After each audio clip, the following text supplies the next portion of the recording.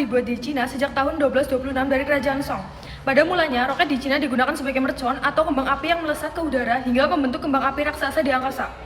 Senjata ini digunakan tentara Cina untuk menghalau serangan bangsa Mongolia yang dipimpin Kai Fengfu pada tahun 1232. Pada masa revolusi industri, gagasan tentang perjalanan ke luar angkasa menjadi lebih mendekati kenyataan dengan ditemukannya mesin uap. Ilmuwan-ilmuwan dari Irlandia dan Rusia membuat banyak teori-teori tentang perjalanan ke luar angkasa. Akan tetapi, terobosan terbesar dikemukakan oleh William Moore dari Irlandia pada tahun 1813. Memasuki tahun 1806, roket sudah digunakan oleh armada perang Napoleon, tetapi hasilnya belum akurat untuk menembak sasaran. Baru pada awal abad ke-20 muncul dua orang, yaitu Konstantin Tsiolkovsky dari Rusia dan Robert H. Goddard dari Amerika Serikat. Pada tahun 1903, Konstantin dari Kekaisaran Rusia menemukan bahan bakar roket sehingga memungkinkan penjelajahan keluar angkasa dengan menggunakan roket. Pada tahun 1927, Uni Soviet dipelopori oleh Yuri Kondratsyuk berhasil menemukan mesin anti-gravitasi pertama sehingga memungkinkan orang melakukan perjalanan luar angkasa. Robot kotor meletakkan corong deck level pada kamar pembakaran mesin roket sehingga menggandakan gaya dorong pada roket. Shopee COD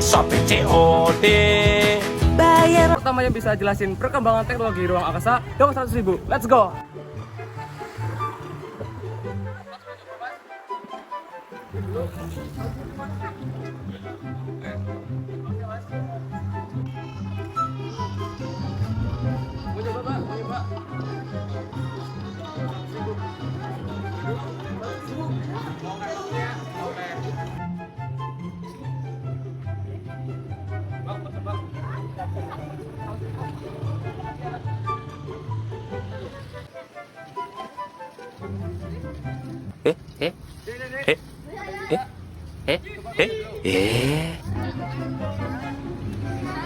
Perkembangan teknologi luar angkasa dapat 100.000. Ya, Itu adalah buatan manusia yang untuk pergi ke luar angkasa.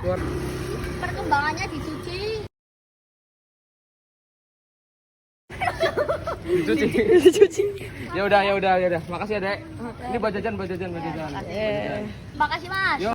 A few moments later. Bang. Ya, coba jelasin teknologi luar angkasa.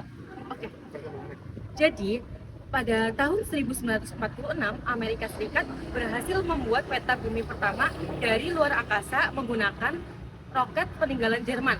Pada tahun 1947, Amerika Serikat meluncurkan roket pertama kali yang berisi lalat. Nah, pada tahun 1950, baik Amerika Serikat maupun Uni Soviet berhasil mengembangkan roket untuk peluru kendali, dan selanjutnya terjadi persaingan besar-besaran antara Uni Soviet dan juga Amerika Serikat dalam pengembangan roket luar angkasa. Selanjutnya terjadi persaingan besar-besaran antara Uni Soviet dan juga Amerika Serikat dalam eksplorasi luar angkasa. Pada tanggal 4 Oktober 1957, Uni Soviet unggul lebih dahulu dengan mengirimkan satelit yang diberi nama Sputnik 1. Setelah itu, setelah berhasil diluncurkan, disusul dengan peluncuran satelit Sputnik 2. Amerika Serikat ini nggak mau kalah nih. Amerika Serikat pada tanggal 31 Januari 1958 berhasil mengirimkan satelit yang diberi nama Explorer 1. Gitu teman-teman. Jadi ada yang bisa. Ini selamat 100.000 buat kamu. Terima kasih, 100.000. Jadi guys, kita mau bikin ajaib email. Kenapa? Ya, pada masa Perang Dingin antara tahun 1947 hingga 1991 terjadi persaingan antariksa antara dua negara besar, yaitu Amerika Serikat dan Uni Soviet. Pada 1957, Uni Soviet itu berhasil memimpin. Karena apa? Karena Uni Soviet telah meluncurkan satelit pertama bernama Prostasi Sputnik 1 ini ya, keluar angkasa. 4 tahun kemudian, Uni Soviet pada tanggal 12 April 1961 berhasil meluncurkan manusia pertama ke luar angkasa yang diwakili oleh Yuri Alexeyevich Gagarin. Setelah peluncuran ini terkenal istilah kosmonaut atau pelaut semesta. Setelah tertinggal 3 pekan, Amerika Serikat pada awal Mei 1961 baru bisa mengirimkan astronot pertama ke luar angkasa yang diwakili oleh Alan B. Shepard menggunakan kapsul Mercury 1. Namun penerbangan ini dinyatakan terburu-buru karena apa? Karena teknologi pada saat itu belum sempurna dan dikerjakan secara terburu-buru untuk menyusul ketertinggalan dari Uni Soviet. Akibatnya, Alan B. Shepard hanya mampu bertahan di luar angkasa selama 15 menit dengan ketinggian 184 km. Mendengar hal ini, Rusia mengatakan misi ini sebagai misi penerbangan kutu loncat karena tertinggal jauh dari Yuri Alexeyevich Gagarin yang mampu terbang setinggi 301,4 km dan dalam waktu 108 menit. Amerika Serikat baru bisa mengirimkan pesawat pengorbit pertamanya ke luar angkasa pada tanggal 20 Februari 1962 yang menggunakan kapsul Friendship 7 yang diwakili oleh Letcall John Hackle Glenn. Berhasil melakukan 3 kali orbit dan dalam waktu 4 jam 56 menit. Untuk peristiwa itu, istilah astronot mulai terkenal nih ke seluruh dunia. Astronot dalam bahasa Yunani itu artinya pelaut semesta. Namun, prestasi Amerika Serikat ini masih tertinggal cukup jauh nih dari Rusia. Karena apa? Karena Rusia dalam 6 bulan yang lalu berhasil meluncurkan pesawat pengorbit dalam waktu 25 jam 18 menit yang diwakili oleh Mayor Jerman Stepanovich menggunakan kapsul Vostok 2-nya. Persaingan kedua negara tersebut masih berlanjut. Kini, Uni Soviet dan Amerika Serikat bersaing untuk mencapai bulan. Singkatnya, pada tanggal 14 September 1959, Rusia berhasil mengirimkan wahana tak berawak keluar angkasa bernama Lunik 2. Penerbangan wahana ini tercatat sebagai sejarah sebagai wahana tak berawak pertama yang bisa mencapai bulan. Lalu, wahana Lunik 2 ini dibilang gagal karena mengalami hard landing atau pendaratan yang keras.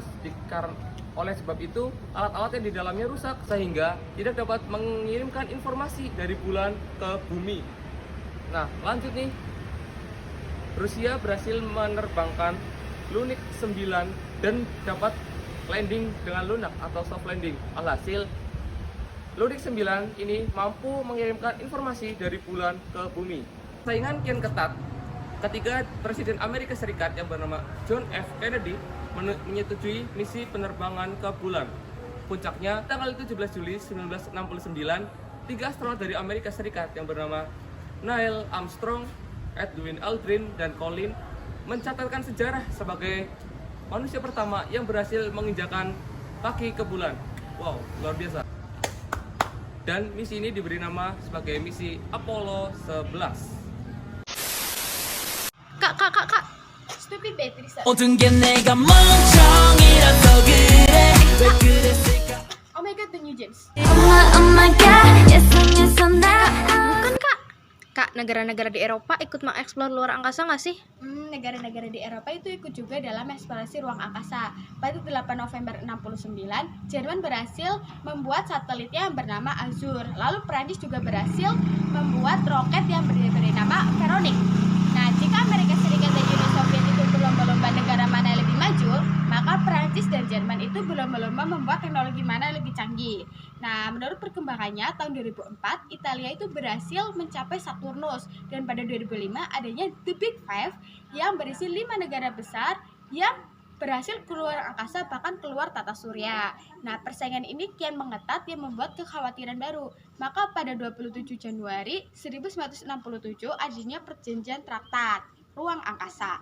Nah, pada 2011 perjanjian ini sudah ada 100 negara yang tergabung. Nah, ada juga pesawat ulang-alik. Nah, sebelum era pesawat ulang-alik ini, komponen untuk keluar angkasa itu hanya 1 kali pakai. Maka pada 1981, Amerika Serikat membuat pesawat ulang-alik pertamanya.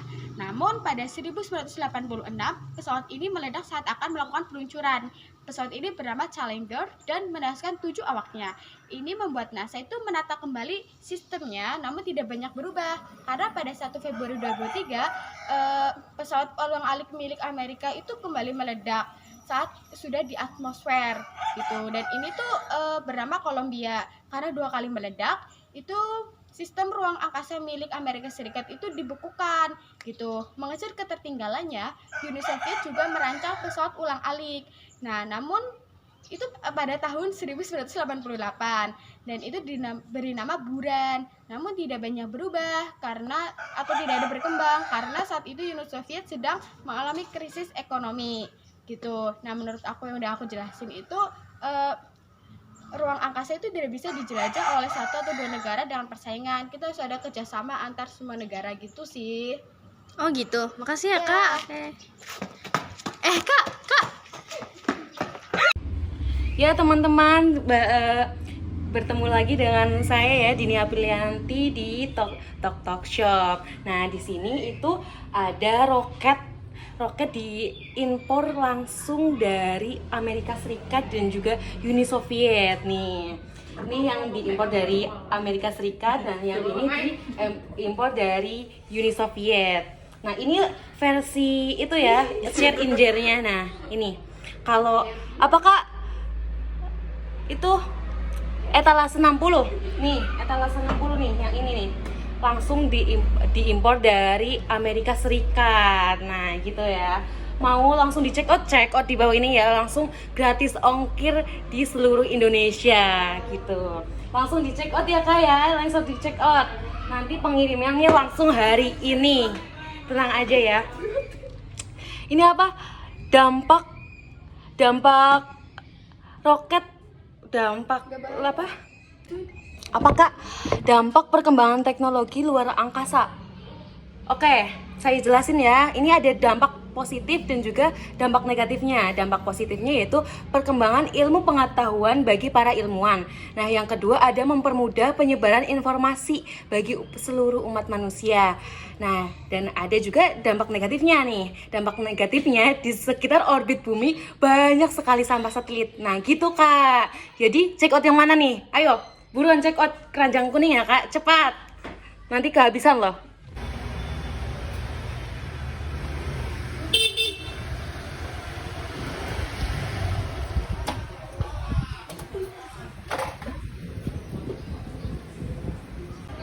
Atas nama Nabila. Top show deh. Siap.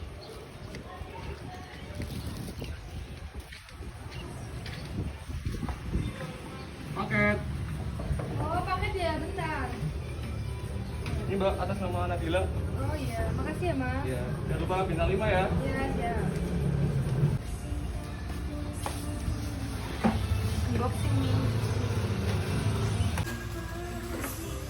Loh kok gini roketnya? Mas. 1, 2, 3.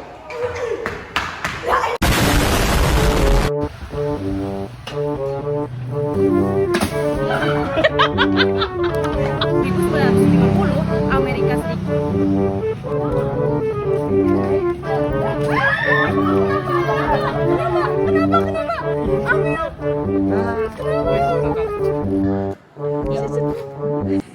Kan ketinggian 100